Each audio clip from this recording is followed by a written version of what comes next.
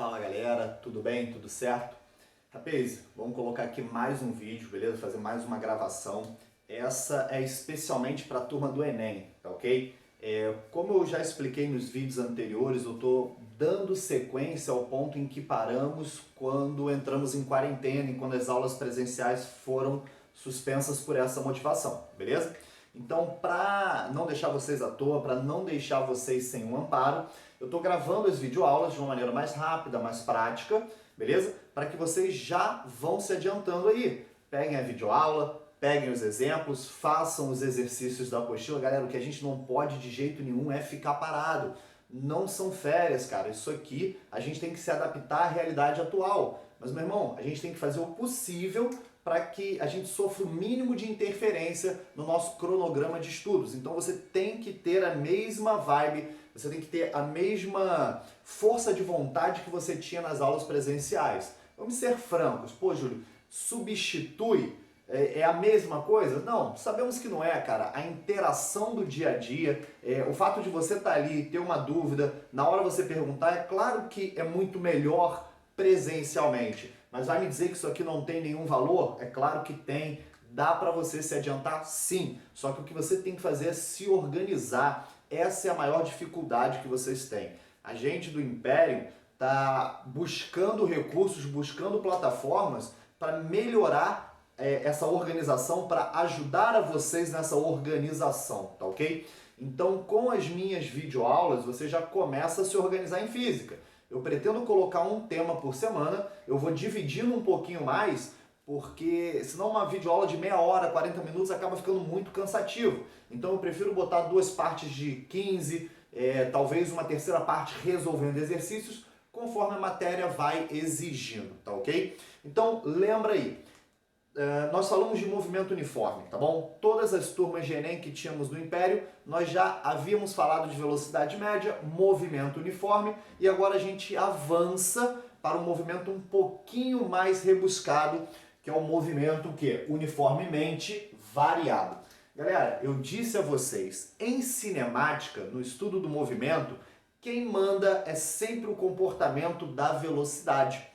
Quando estávamos estudando o movimento uniforme, o que eu tinha ali, galera? Uma velocidade constante, um valor fixo de velocidade. Do início ao fim do problema, a velocidade não era modificada. Obviamente, quando eu falo de um movimento uniformemente variado, eu espero uma velocidade variável, um valor de velocidade que vá mudando ao longo do tempo.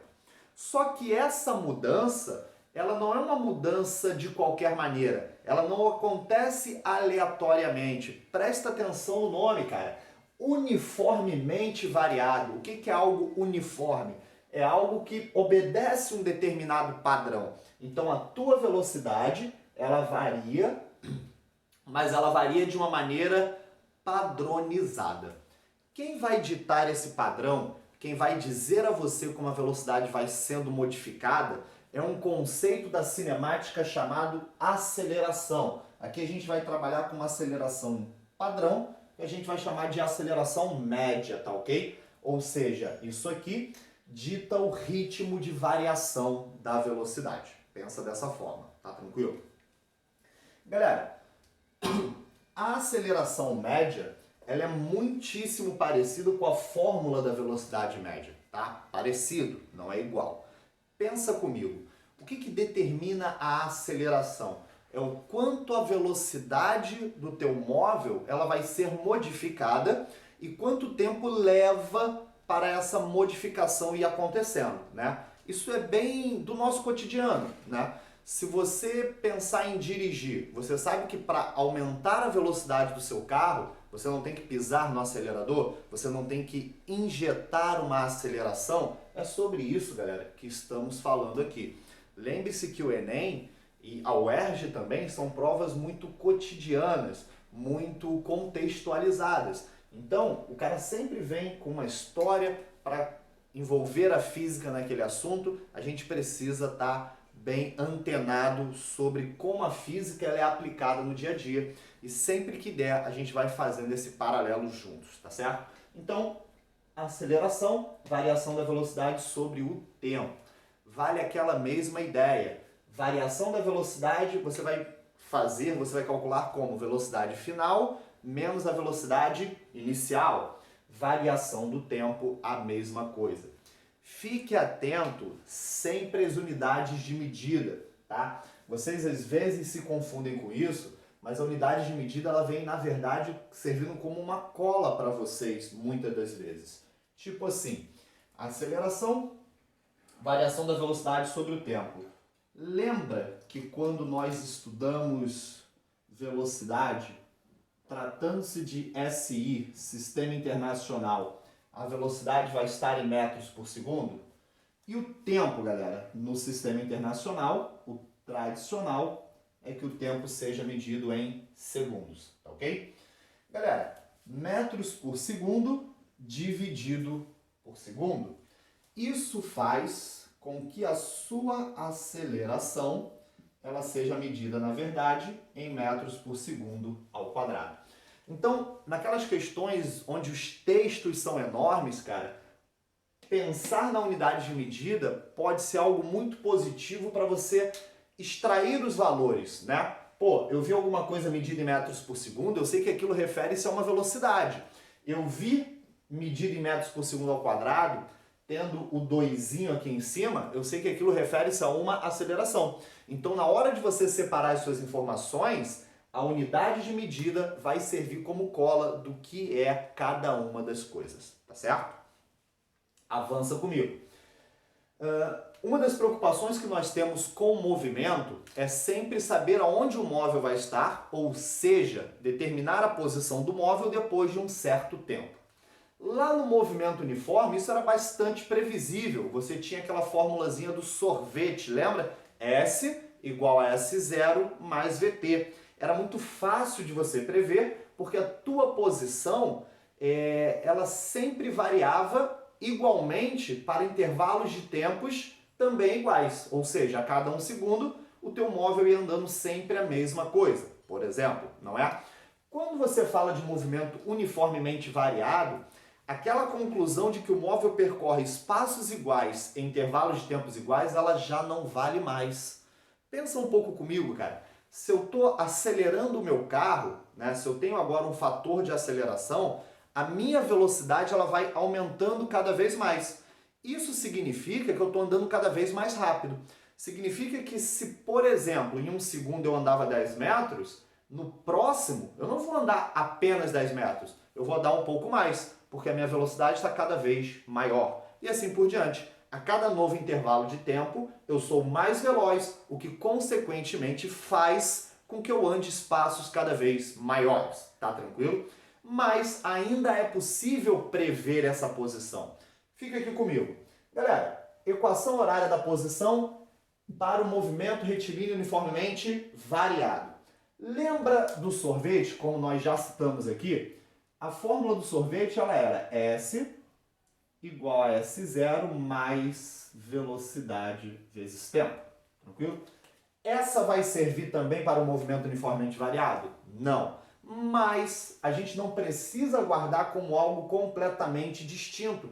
A gente pode usar a fórmula que já conhecemos para adaptar a essa nova realidade. Para de pensar nas fórmulas como coisas completamente soltas, cara. A fórmula nada mais é do que o conceito escrito matematicamente, ok? E como eu estou falando de cinemática, como eu estou falando de um conceito de velocidade, a fórmula do movimento uniforme, ela tem alguma relação com a do uniformemente variado. É isso que eu quero que você entenda. Pega o que tu já conhece e faz uma adaptação. Como assim? O que tem de novidade aqui, galera? É a aceleração, tá certo? Que vai influenciar na velocidade, que depois vai influenciar na posição. Então eu posso pensar, digamos assim, que a aceleração é uma grandeza de segunda ordem. Vamos pensar dessa maneira, ela tem uma influência maior, beleza? Então eu vou acrescentar um termo, a fórmula que eu já conheço, beleza?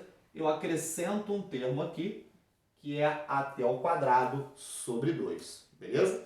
Então peguei a fórmula do sorvete e acrescentei um termo de segunda ordem, vamos pensar assim, beleza? Referente à aceleração, AT quadrado sobre 2. Acrescentou. Lembre-se, se a minha velocidade varia, esse V aqui não pode ser qualquer coisa. Ele tem que obrigatoriamente registrar a velocidade inicial, tá ok? Então, pegou a fórmula do sorvete, acrescentou a t ao quadrado sobre 2 e identificou que aquela velocidade é a velocidade inicial quando se trata de mRUV. Tranquilo? Você saiu da fórmula do sorvete para a fórmulazinha aqui do sorvetão que nós falamos. Você vai me ouvir usar muito esses termos na explicação até para facilitar, né? Para não ficar falando equação horária do movimento uniforme ou equação horária do movimento uniformemente variado. Pô, tu já cansou na metade da frase. Galera, sorvete, velocidade constante. Sorvetão, velocidade variável. É assim que vai ser. Tranquilo? Lembre-se, se a minha velocidade é variável, isso se torna uma outra preocupação minha. Em questões de mRUV, pode ser que a questão pergunte a posição, Brasil, você já sabe como fazer, porém, se ela perguntar a velocidade, porque não vai ser mais a mesma do início.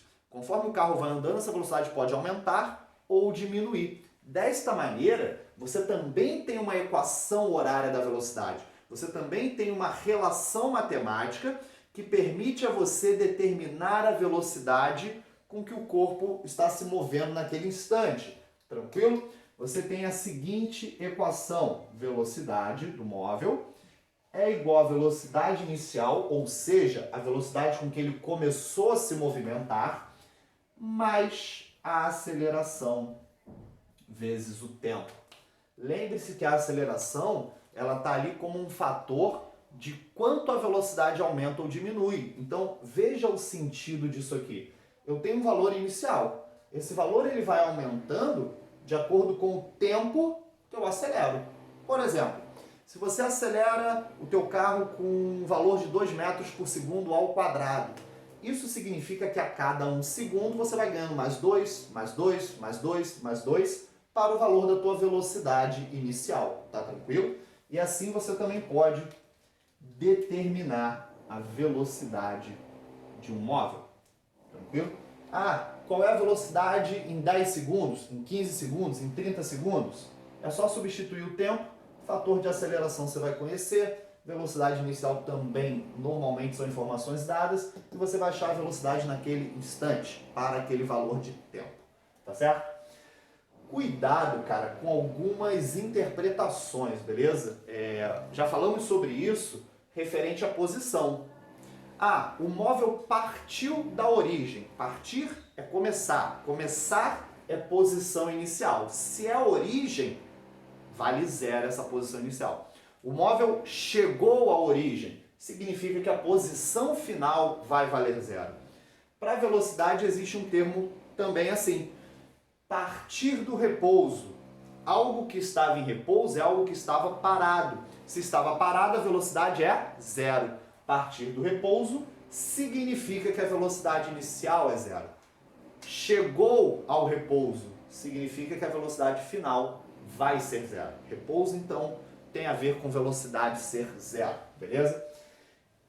Nessa parte da física, e nas anteriores também, sempre que a gente estava falando de cinemática, eu não sei se você já reparou isso, mas se não reparou, presta atenção, todas as nossas fórmulas, cara, elas são dependentes da informação de tempo. Velocidade média, ΔS sobre ΔT. Aceleração está aqui, posição, velocidade, tudo refere-se ao tempo, tranquilo? Bom, como um atalho, como uma maneira mais rápida de resolver algumas questões específicas, a gente pode fazer um mix entre essas duas relações aqui, né? Fazer uma prova matemática ali e chegar a uma nova equação chamada equação de Torricelli. E a gente brinca, meu irmão, tá sem tempo, usa Torricelli. Por que essa brincadeira, cara? Porque quando você não tem informação de tempo na tua questão, ou quando não é isso que você quer achar, né? Quando o tempo não é interessante, você não precisa achar o tempo para depois resolver a questão que você quer. Se adianta, cara. Usa o quê? Torricelli, muito mais prático.